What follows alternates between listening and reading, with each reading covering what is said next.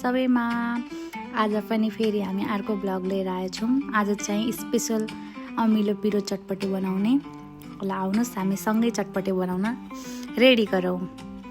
सुरुमा चाहिँ हामीले फर्स्ट काँक्रो काट्छौँ अनि काँक्रो काटिसकेपछि फेरि क्याबेज बन्दा काट्छौँ।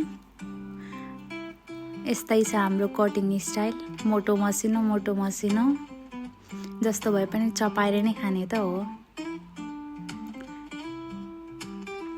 अनि त्यसपछि हामीले प्याज काट्छौँ रुदै रुदै।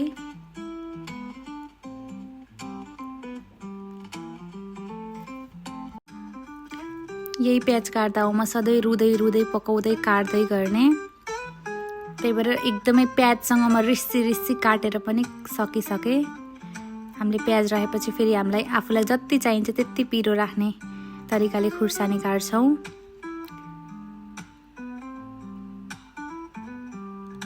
त्यसपछि हाम्रो टमाटरलाई चाहिँ एकदमै चाहिने भन्दा नि बढी माया दिएर काट्नुपर्छ, हैन भने फेरि टमाटर धेरै नै रिसाइहाल्छ।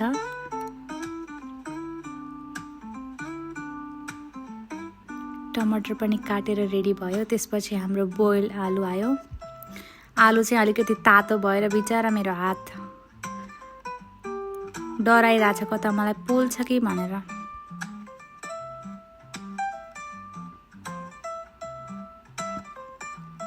त्यसपछि स्वाद अनुसारको नुन अनि गरम मसलाहरू, चटपटे मसला सबै मिक्स छ त्यसमा चाहिँ। मसला राखिसकेपछि मैले राख्छु थोरै डालमोटहरू। यो चाहिँ मिक्स डालमोट। त्यसपछि हाम्रो नेपाली वाइवाई।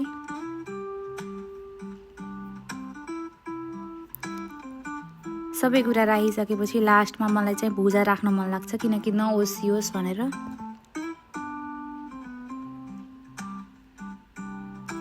बिचारा मेरो पिनट्स छुटेर लास्टमा म पनि छु है भन्दै आयो। त्यसपछि नओसियोस् भनेर लास्टमा चाहिँ बल्ल भुजा। सबै आइटम राख्दा मेरो भाँडा फुल भएको मलाई थाहै नै भएन। त्यसपछि कागतीको जुस। अनि त्यसपछि हाम्रो चटपटे अलमोस्ट रेडी भइसकेको छ। सबैलाई मोलेर खानको लागि मलाई मुखमा पानी आइसक्यो। फाइनली हाम्रो चटपटे चाहिँ रेडी भएको छ। हामीले खानुभन्दा पहिला चाहिँ हाम्रो यो प्लान्टहरूलाई खुलाएर प्लान्ट अगाएपछि खान्छौँ। Okay, thank you, bye bye, जय नेपाल।